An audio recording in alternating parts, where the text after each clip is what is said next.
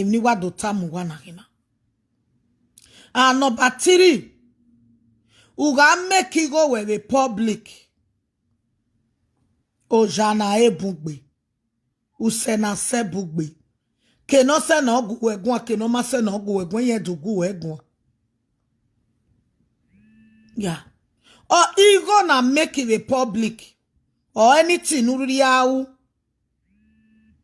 Wa sure the public. Igbavoro. Eti wo nyagaro. Du mana ena nuwe. Emi okpara no ya titi boe ne atrate hia. Veni me wari egbe me la diana to atrate hia. Ugabe magician no every day wari ku ushu a public. I go no a public igabege. Everything about you public or attract here. A reply. The most important thing who achieve me who no na bring it out. A reply. Even your best friend can turn to your worst enemy. Cause wa o ma koko wa tanyame. Igbavo bungbe. Especially evoni makewa day. Omaizi ugari egbuela jabadanene igona alare echetation oro egedegbe insult noro to egedegbe aye say the to say noro to egedegbe. They not go know the pain and the kenukeje inyake ba o inyake kenukeje ekenagboke mawe eya akalelewe. Igo na bege gagbon finu e ya akalele wa bege nu we finema a bege nu we zenema ma bege ni ma janu we ni ake atalele we osie no mego so na ta we ya wa ku egbe me yiwo gwa ye ma ni dona o ugari egbo la jon na ro o ma ni dinu reply if you want to overcome them uga oni ya risani ya ne insult ni insult wo wa when you wa no return again. A reply. Your worst enemy can be your best friend tomorrow. Eva soro yaga tie bonwe. Excuse me. Eva soro yaga tie bonwe. Umana reply here. Eki ya do a judge here. Only emano a Christian. Unless you wear a su. Oh tie bonwe umana reply or celebrate. A suni hi. Obe enwi ha re fi awu. Obe enwi ha lo ve lavi. Mabegu we mana reply ve ni meje. Iga gwoma ni mana reply me ko me mi obe. I mi obe my heart go dey give me sleepy night. Say when you wa gwona ma gwo se o ma reply me so lo forgive me. Next time I will try to make friends.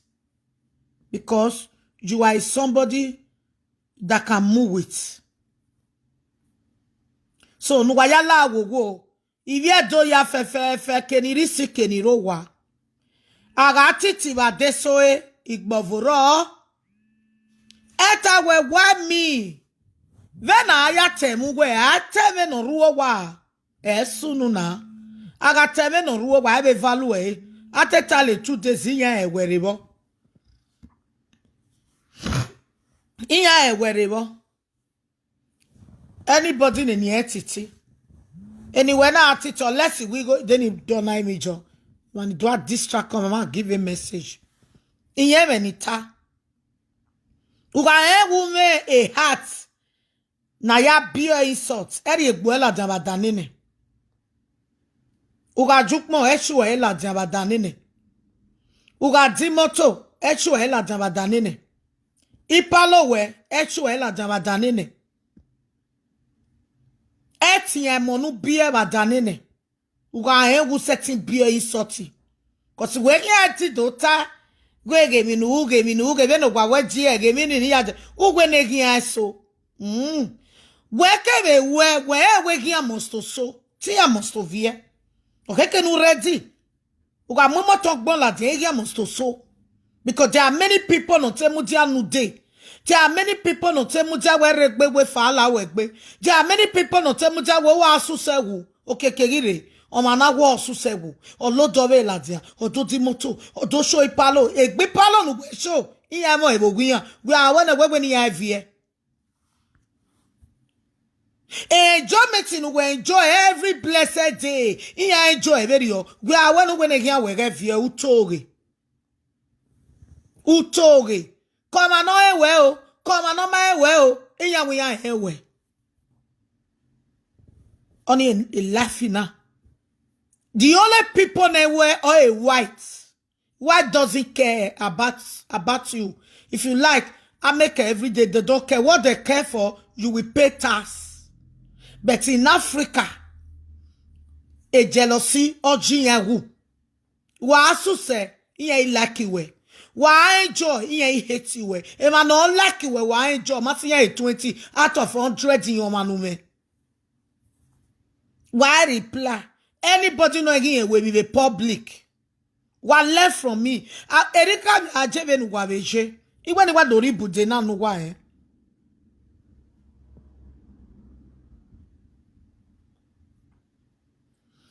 Metana. Ese ni Jesu no ma mu ele. Ma ese ti rude gi amu ele. But bio the insult. Insult no ro, insult wa ro. Salt and water. Didn't make Maria Elijah. About Magiria me fikpegia. Eva no fikpegi we manu we masse no. Eva no masse we gu we gwa. Ima do get a point me. Okay now ugu we amate ba no kan we begbe. Wo ma no ya mo moto gogbon ladia. What's any na here na gu we gwa. Africa people for that matter. About we my system Africa people. Uweni ya gu we gwa ya cho e paradise in palo we. Ah. When any Buddha de me palo. When any Buddha ware one room where when you go, you lie. When you go, you were at university. Many of them even at a university. Even yourself in your major university one day. When you go, you lie. When you go, when macho, who show him a dear world, who won ya. When you go, you lie. When you are a big boy, have enemy of progress. Have a man a kigole loma. Why not? If you saw guys sunu, oh don't we? Oh worry egbuela dan. When we egbuela dan, we mugbe. But we mi rock ba obo we na wa. Uga una meke rumo imana sole lewe. Aye susugu mana sole lewe. Ekita mana solele uwege make we uwege fake no uwege make no rie uwege here last aga make anaga titi ebo na ayi soti we ga gbon ma we ni adon he we mo ifu ma no ka etu we no kele me ko eko salobo ni o be to tawa wa wuyan e o be say awa popoma here to turn against those people you will become a talk of the town. Everywhere. You become a talk of the town. So why moha? Hey, I'm gonna tell me walking no. So I want to use this opportunity to talk to advise one of my beautiful sister, Oriomo sister. She's our superstar. Mama, what time we soon anyway? But when we make her. Mama go veta mawe. Mama gave we ya uni. Mama na teme we. Unwe eminu zero no. Uwe bombe Facebook. Uwe ya wa gogo. Manika la dianke we. Uwe ya gogo. Uwe do you know that new style do ladia. Do tami ya we. Osaga we se no ma ku ye you wa. So we have no massive we go. Many people no go web even Yamela secondary school. I'm a university ya hala. Every day we shine. Ukmonu job na ujo evakwe. Oh wa wejebe woman no we gbinedio. Why when you get me where? What's any na tell me where? Iyamana tell me where? Bi ya yare ba ela nu we. Iya mana teme we, we ya mi ogogo de nuri egbo la jabe live video social media Facebook e de ro na sun e va bu ve doni me wa se page yan oye no ge page no vie e page yan je be no vie oje be na me no nya gira gbon. But when you look at your page, why ever managbon river, why ever style river, why ever monotitio river, why ever monoten we more river. Why post a picture ma on that 3 hours, who do get like, who do get comments. Other people are not doing it. I remember son we do and we say mommy. Because a time yak berane, a Facebook will let them away. Concentrate your life you wear. People must talk about you. People must talk about you. On your say ne boyana onwe.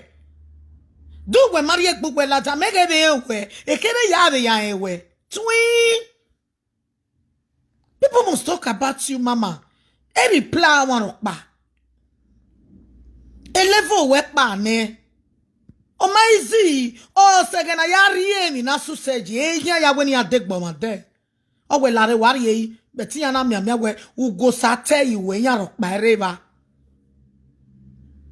Nyarok bareba. E message na o wokba ki meke ya ke ma ya fefefe ni begeme na no ewe ukmi yeswa ejo ene usore ren we se e ma ya no waguwe gwa wagugwa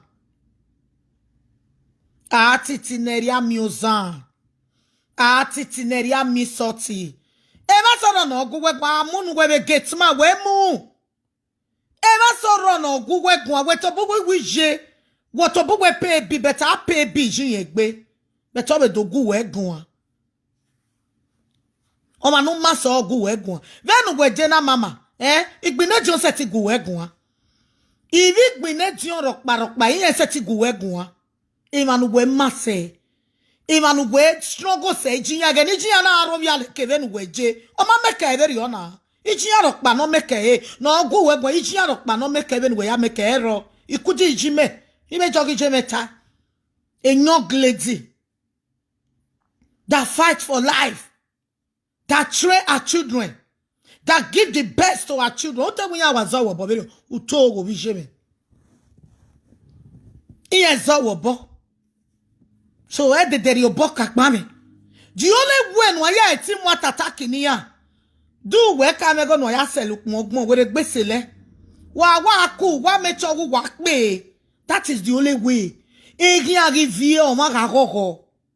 Egi arrive o ga change. Egi arrive we wa ari ba no ma. Ebe we yi bia wa gbon. O ma me mi rokpa nu wa ma rokpa ukpa we bagbe. Oni no se atataki. Ukpa we bagbe. Es enyani kala de setting amaro we yana. Ukpa we bagbe.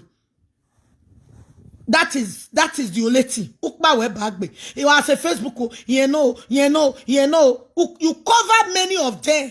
You cover many of them. A day a week of bagbama jeva umajeha. So that is the reason why they are crying. Yeah.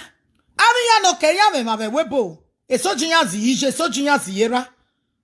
Awi je no wala de no himana na o wa ki oge na pega ajo ni mu etemeni petemeni hu be na kaya sagbon era ya fe be na kaya sagbon era ya meke waga mi o ma titi wati a siko nu ya story oge oguga un se no ka se gwe to bugu we averi go ba ne wa iga bege ke na gbon ke mama wasi ya we need more people. More people. Eze jinya rokpa Eze jinya Eze jinya keniro wa kenirisi. Are webo aka eso emaniri gwe masa eso ni webo. Mata tama we na. Eze jinya Eze jinya ugagwa eze jinya ya we mekeni because you are bigger than them. When mejena na sometimes ya wa bege wo meso won wa to mo won wa to me ba I bege go mo no fati ye life hu ma ya ni fati ye life me ya because some no be success me beki ma egbi ma connect you struggle for your life Up to now, we been a job. We may a bag with question. Say, we made the day swim them away. A bag with swim. Is it Jina, Mama? Is it Jina? Iye mi rock money away. Iye set him away you caught. Iye set him away you caught your way. Iye set him away your webbo. Iye set him arrest you. There is nothing they can do you. Continuing with our way. Usalobara wodao. E nika wogoriomo ya fefe yan rowe yeke. Wa home you kega. E dreamy when you all say. O say ya no se go gwe wa tori e be gakuta. Warie wo gwe warie wa fa. No when go lo da we ye uli yeke yan ye. Eze jinya rock by. Amaso masigbavo.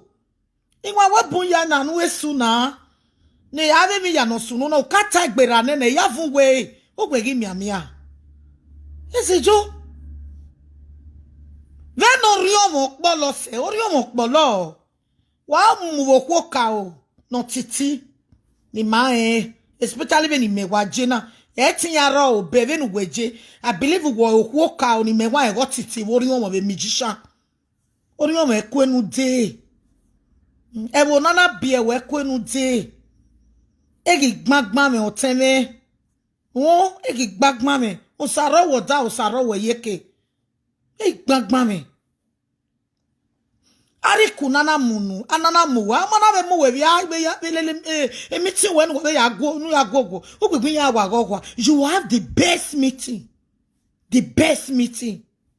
for the whole Edo state. You have the best meeting. Ami ya no go we gwana deka iwu ya ri akoko tuweri ona iya enti koko tuweri o.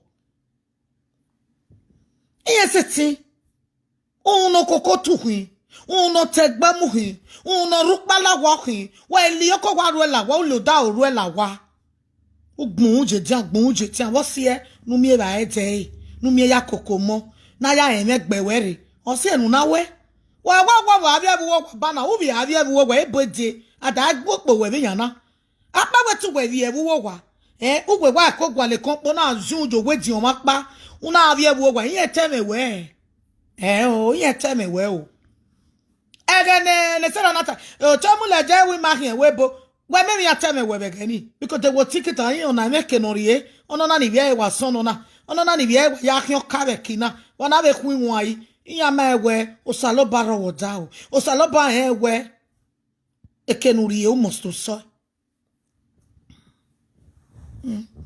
ezejunyai won ezejunyai ave bibi musician ma me webo webo we na atemi ase ezejunyai onyo ke ya inwa no ke ya so anything uriri o wa ekwo agme no uje school na ubi ya pi nwa latin ezejunyai we lane we ni wo lane e star wori omo gwa ke iyama na valo wa me wa valo we okpoma me be ki wori omo me wa egbe ya wa ya valo we anybody no ma valo we let them pack we no go we pay go waro no go we gba ogo morugun ya me they pack we ma wa valo we ori omo we to ajori ori omo we to ajori ori omo we to ajori ma back we any of ori omo no ma lack we yon oro toto we